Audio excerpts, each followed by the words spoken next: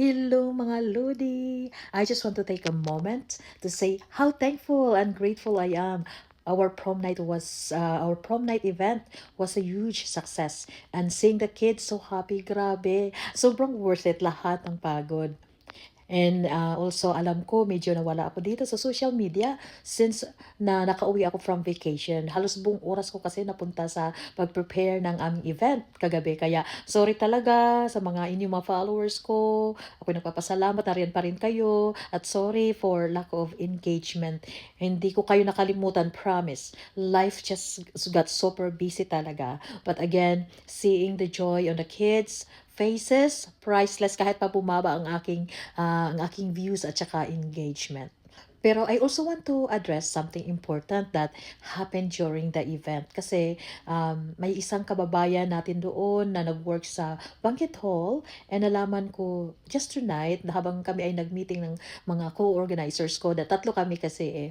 Tapos, yun, napag-alaman namin na tinawag niya yung mga bata na ganyan. Ano siya, meaning parang siraulo. Honestly, I was livid when I heard it. Hindi dapat, hindi tama, talagang hindi. Nalungkot ako, halos naiyak ako nung marinig ko yun.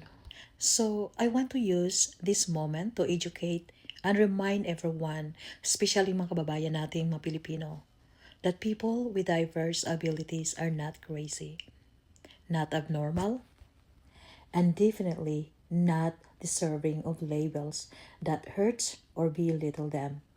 They are individuals with value, dignity, and purpose, just like anyone else. They feel joy, they feel pain, they understand respect, and they deserve to be treated with kindness and honor. Kung hindi natin naintindihan ang isang condition, ang tamang response is to learn, to ask, to grow, not to insult. Words matter, pero respect can heal.